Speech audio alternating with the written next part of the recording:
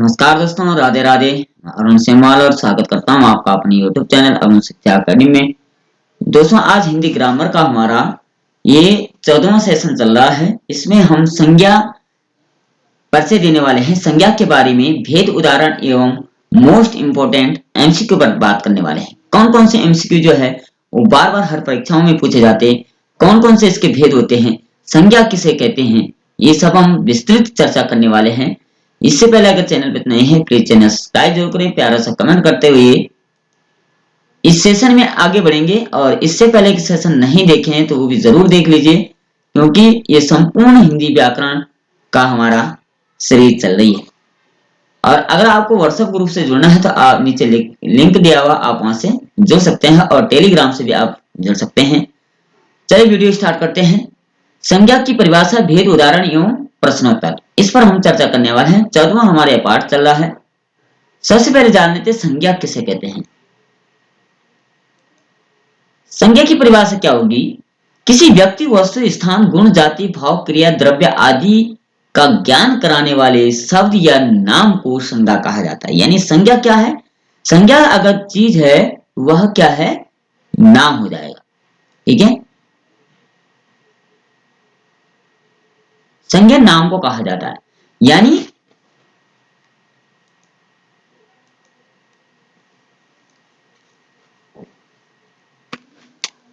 नाम को जो है वो संज्ञा कहा जाता है।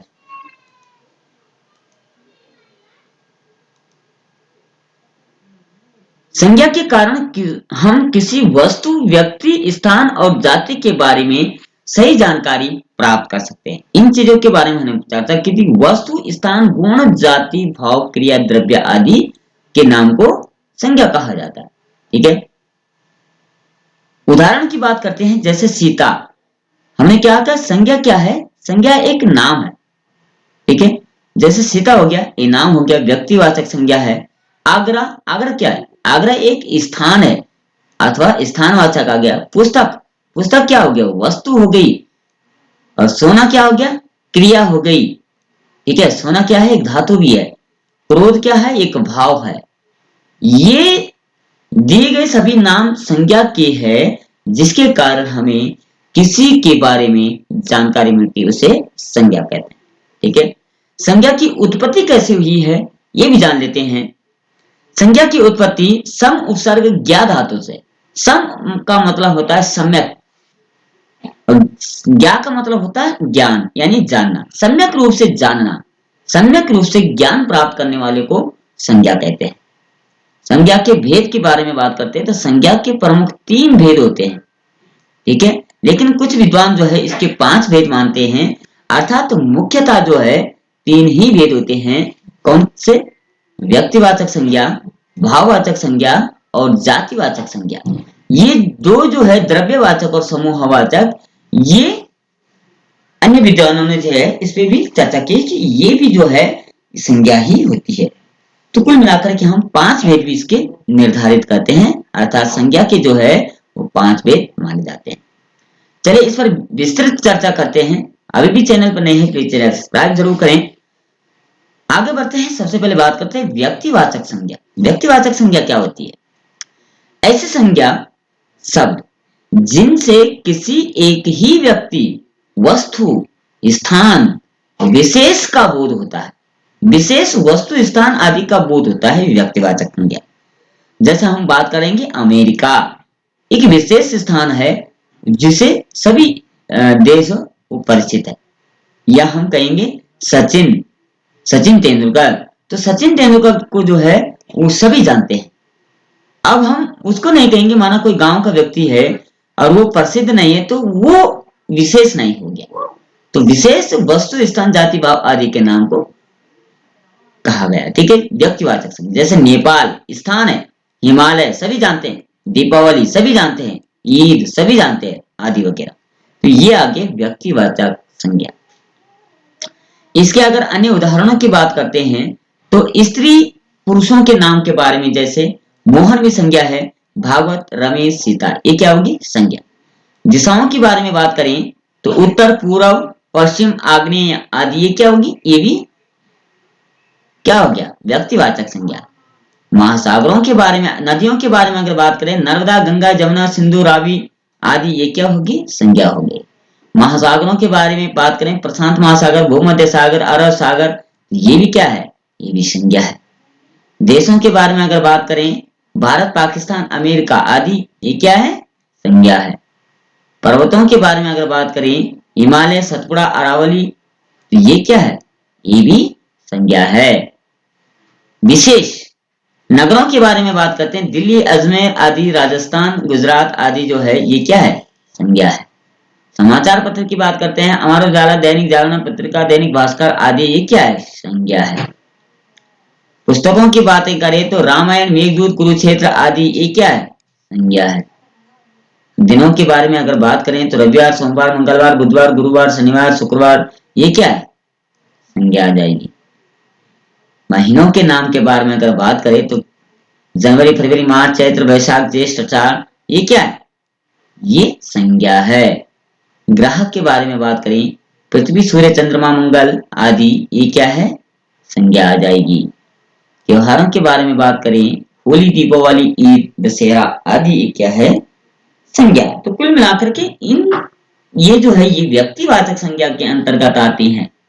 ठीक है, तो व्यक्तिवाचक हमने क्या कहा? विशेष, व्यक्ति, वस्तु, स्थान, तीन चीजों के लिए हमने चर्चा की। व्यक्ति, वस्तु और स्थान। कोई व्यक्ति है विशेष, कोई वस्तु है विशेष, कोई स्थान है विशेष, तो वहां व्यक्तिवाचक संज्ञा होती है। दूसरे नंबर पर आती है भाववाचक संज्ञा। अब भाव क्या है? भाव का मतलब हो गया हमारे विचार, हमारे मन से उठने वाले जो विचार होते हैं, वो भाव कहलाते हैं। ऐसे संज्ञा शब्द जिनसे किसी व्यक्ति और वस्तु और स्थान के गुण, दोष अथवा भाव आदि का ज्ञान होता है, उसे भाववाचक संज्ञा कहते हैं। जैसे कड़वा, खट्टा, जवानी, मूर्ख, तो ये क्या है? ये भाव हमारे, मतलब हम किसी व्यक्ति को अगर ये कहें कि ये व्यक्ति बहुत विद्वान है, तो ये क्या है? हमारे विचार है। तभी दूसरा उसको क्या कह रहा है? ये बहुत मूर्ख है, तो ये क्या हो गया? भाव हो गया, जो बदल सकते हैं, जो अलग होते हैं, जो विपरीत होते हैं। ठीक है। तीसरे नंबर पर आता है जातिवाचक संज्ञा। अब जातिवाचक से हम क्या समझेंगे? जो शब्द, संज्ञा शब्द किसी एक ही प्रकार के व्यक्तियों या वस्तुओं का बोध कर, एक ही प्रकार के व्यक्तियों और वस्तुओं का बोध कराए, जातिवाचक संज्ञा कहलाती है। जैसे मनुष्य, मनुष्य के अंदर तो बहुत सारे मनुष्य आते, लेकिन एक ही हो गया। पहाड़, पहाड़ के नाम भी बहुत है, लेकिन एक ही कहेगा पहाड़। नदी, नदियां भी बहुत है। शिशु, बालक भी बहुत होते हैं, बालक ये भी बहुत होते हैं। पुत्र बहुत प्रकार के होते हैं, लेकिन संज्ञा क्या है?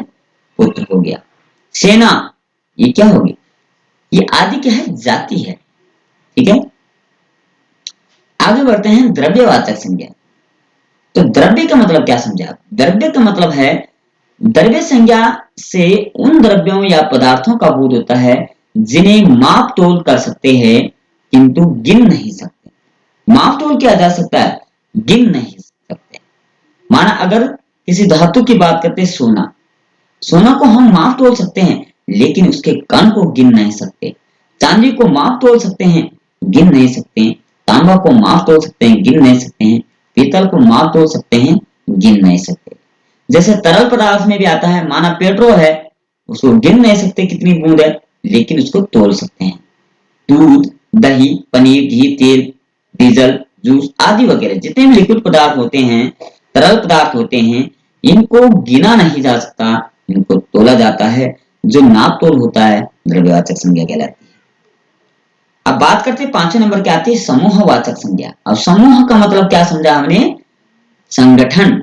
जिन संज्ञा शब्दों से अनेक वस्तुओं, प्राणियों के समूह का बोध होता है, समूहवाचक संज्ञा कहलाती है। जैसे व्यक्तियों का समूह, परिवार। ठीक है। परि का मतलब चारों ओर से, वार मतलब घिरा हुआ, तो परिवार क्या हो गया?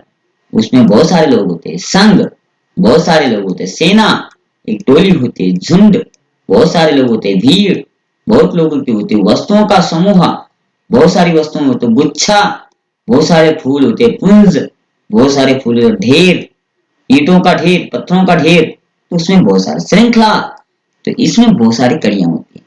तो कुल मिलाकर के जहां 3 या 3 से अधिक चीजें जुड़ जाती है वो समूह में गिनी जाती है।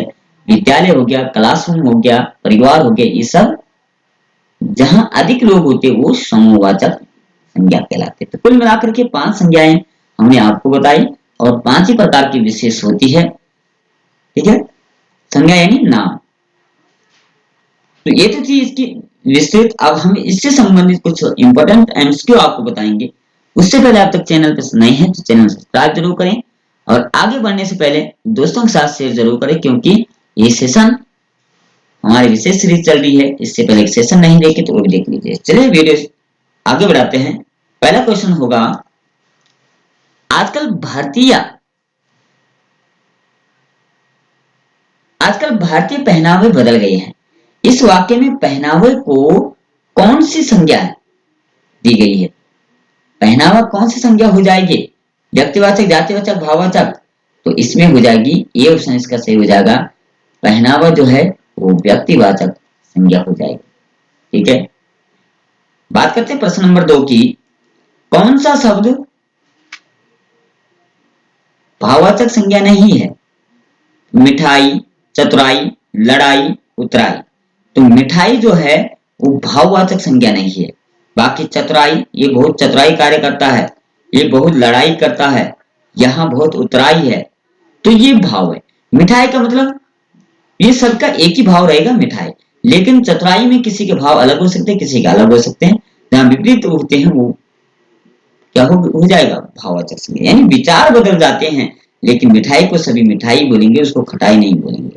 ठीक है, प्रश्न नंबर 3 की बात करते हैं। क्रियार्थक संज्ञा शब्द किस रूप में रहती है? तो इसका राइट आंसर हो जाएगा बी ऑप्शन, यानी एक वचन पुल्लिंग में। क्रियार्थक शब्द जो होते हैं, संज्ञा शब्द, ये एक वचन पुल्लिंग में ही रहते हैं। और वचन कितने होते हैं हिंदी में? 2 प्रकार के होते हैं, एक वचन और बहुवचन। संस्कृत में 3 प्रकार के होते हैं, एक वचन, द्विवचन और बहुवचन। ठीक है, आगे बढ़ते हैं क्वेश्चन नंबर 4 की ओर। गाय कौन सी संज्ञा है? गाय कौन सी संज्ञा हो जाएगी? तो गाय एक प्रजाति है, जाति है। ठीक है, तो ये जातिवाचक संज्ञा हो जाएगी। बी ऑप्शन इसका राइट आंसर हो जाएगा। आगे बढ़ते हैं क्वेश्चन नंबर 5 की ओर। जब एक ही प्रकार की वस्तुओं अथवा व्यक्तियों का बोध होता है, कौन सी संज्ञा होती है? एक विशेष व्यक्ति वस्तु स्थान का बोध होता है, जातिवाचक संज्ञा कहलाती है। यानी बी ऑप्शन इसका राइट आंसर हो जाएगा। क्वेश्चन नंबर 6 की बात करते हैं। टिकना शब्द का भाववाचक होगा। टिकना शब्द का भाववाचक क्या हो जाएगा? टिकाऊ। टिकावट नहीं, टिकाऊ नहीं, टिकनाई नहीं, बल्कि ए ऑप्शन इसका सही हो जाएगा, टिकाऊ हो जाएगा। क्वेश्चन नंबर 7 की बात करते हैं। निम्नलिखित शब्दों में से कौन सा शब्द संज्ञा? इनमें से संज्ञा का शब्द कौन हो जाएगा? क्रुद्ध, क्रोध, क्रोधी, क्रोधित। तो क्रोध जो है वो संज्ञावाचक, सॉरी, ये संज्ञा शब्द हो जाएगा। बात करते हैं क्वेश्चन नंबर 8 की ओर। इनमें से भाववाचक संज्ञा नहीं है, तो भाववाचक संज्ञा कौन सी नहीं हो जाएगी? हिमालय भाववाचक संज्ञा नहीं, बल्कि ये नाम है। ठीक है, स्थानवाचक संज्ञा हो जाएगी, जातिवाचक संज्ञा। ठीक है, तो इसमें क्या है? जीत ये भाववाचक संज्ञा, गुणी, खेत ये तीनों भाववाचक संज्ञा ये नहीं हो जाएगी। बात करते हैं क्वेश्चन नंबर 9 की ओर। जातिवाचक संज्ञा बतानी है इसमें, तो जाति कौन सी हो जाएगी? लड़का, ये एक प्रजाति है। ठीक है, तो ये जातिवाचक। सेना क्या है? समूहवाचक, श्याम, दुख। ठीक है, आगे बढ़ते हैं क्वेश्चन नंबर 10 की ओर। सोना शब्द का भाववाचक क्या होगा? सोना का भाववाचक क्या हो जाएगा? शयन। बी ऑप्शन राइट आंसर हो जाएगा। ठीक है, शयन दंती सा नहीं लिखा जाता है, बल्कि मूर्धन्य सा इसमें लिखा जाता है, शयन ऐसा कई बार आ जाता है। हम सोचते हैं कि दोनों सही है, तो दोनों सही नहीं, बल्कि इसमें लिखने में भेद है। ठीक है, वर्णों का भेद है। क्वेश्चन नंबर 11 की बात करते हैं। जातिवाचक संज्ञा इनमें से कौन हो जाएगी? तो लड़का जो है जातिवाचक संज्ञा हो जाएगा। ठीक है, क्वेश्चन नंबर 12 की बात करते हैं। वस्तु, स्थान, भाव या विचार के घोतक शब्द को क्या कहा जाता है? तो जहां वस्तु, स्थान, भाव आदि का बोध हो वो संज्ञा कहलाती है। ए ऑप्शन इसका राइट आंसर हो जाएगा। क्वेश्चन नंबर 13 की बात करते हैं, निम्नलिखित में से भाववाचक संज्ञा कौन सी है? तो इसमें जो भाव है वो शत्रुता, ये भाव है, अर्थात ए ऑप्शन इसका राइट आंसर हो जाएगा। क्वेश्चन नंबर 14 की बात करते हैं, भाववाचक संज्ञा का उदाहरण कौन सा है? तो ए ऑप्शन हो जाएगा सर्दी। ये क्या हो जाएगा? ये भाववाचक संज्ञा हो जाएगी। क्वेश्चन नंबर 15 की बात करते हैं, निम्नलिखित विकल्पों में से किसी एक विकल्प में सही शब्द बताइए। राम रामचरितमानस गंगा, ये इसका राइट आंसर हो जाएगा। ठीक है, ये कौन सी? ये सभी संज्ञाएं हैं। राम की संज्ञा हो गया रामचरितमानस। कृष्ण कामायनी मिठास, इसमें क्या है? भाववाचक संज्ञा भी है। ठीक है, इसमें भाववाचक संज्ञा भी हो जाएगी। ठीक है, कुल मिलाकर के ये एक जैसे है। क्वेश्चन नंबर 16 की बात करते हैं, समुद्रगुप्त भारत का नेपोलियन था। इस वाक्य में नेपोलियन किस प्रकार का संज्ञा उदाहरण है? ये हो जाएगा जातिवाचक संज्ञा। ए ऑप्शन राइट आंसर हो जाएगा। नेपोलियन क्या है? एक जाति है। ठीक है, क्वेश्चन नंबर 17 की बात करते हैं, स्वतंत्रता सबको प्यारी है। इस वाक्य में प्यारी शब्द क्या है? तो प्यारी वाचक प्यारी क्या है? ये भाव है, अर्थात बी ऑप्शन इसका राइट आंसर हो जाएगा। क्वेश्चन नंबर 18 की बात करते हैं, निम्नलिखित में से कौन सी भाववाचक संज्ञा रचना विशेष से नहीं हुई है, विशेषण से नहीं हुई है? तो चमक, ये विशेषण से नहीं, ये एक शब्द है। सहायता, ठीक है, ये विशेषण से। ऊंचाई, ये विशेषण है। मूर्खता, ये विशेषण है, लेकिन चमक विशेषण नहीं हो जाएगा। बात करते हैं क्वेश्चन नंबर 19 की, निम्न में से कौन सी भाववाचक संज्ञा की रचना जातिवाचक संज्ञा से नहीं हुई है? ठीक है, इस नहीं का विशेष ध्यान। कई बार क्या होता है, हमें नहीं का स्मरण नहीं हो पाता, हम प्रश्न उल्टा कर देते हैं। ठीक है, ये विशेष ध्यान रखने की बात है। इसमें राइट आंसर आ जाएगा सी ऑप्शन, यानी उड़ान। जातिवाचक संज्ञा नहीं है, ये क्या है? भाववाचक संज्ञा हो जाएगी। क्वेश्चन नंबर 20 की बात करते हैं, भाववाचक संज्ञा की रचना निम्न में से किससे होती है?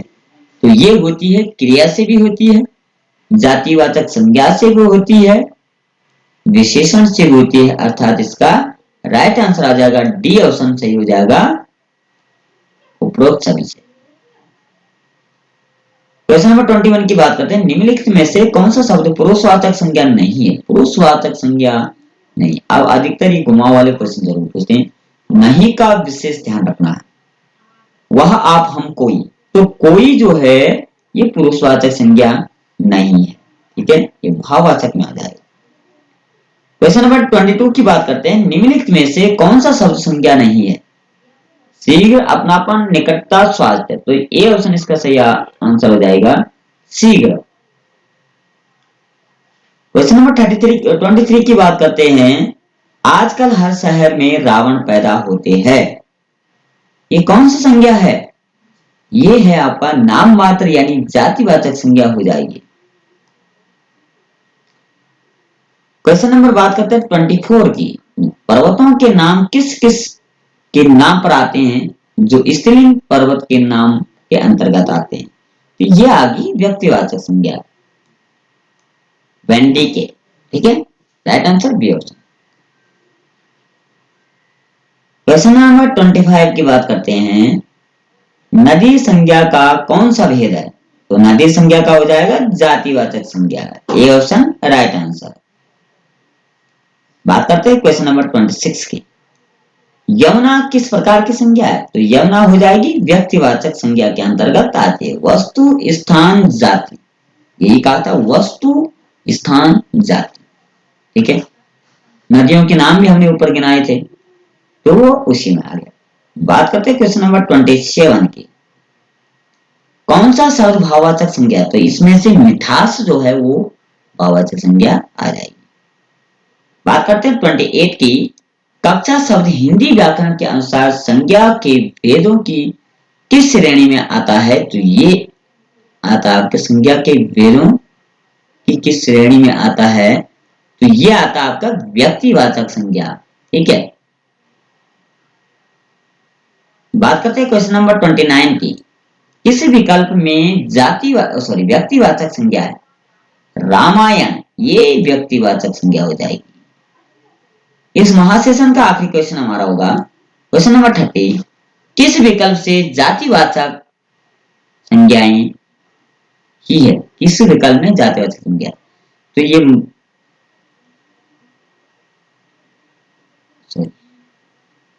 गलत हो गया। तो ये गलत नहीं, तो मंगलवार जो है ये जातिवाचक संज्ञा हो जाएगी। सी ऑप्शन इसका राइट आंसर हो जाएगा। ठीक है, तो कुल मिलाकर के आज हमने 30 क्वेश्चन पर चर्चा की। संज्ञा भेद और संज्ञा संबंधित विस्तृत हमने जानकारी आपको यहाँ पर दी है। आशा करते हैं आपको वीडियो पसंद आए। व्हाट्सएप ग्रुप से जुड़ना है, लिंक दिया हुआ है, और इससे पहले के सेशन नहीं देखे वो भी जरूर देख लीजिए। कल फिर मिलते हैं, तब तक के लिए जय श्री कृष्णा, राधे राधे।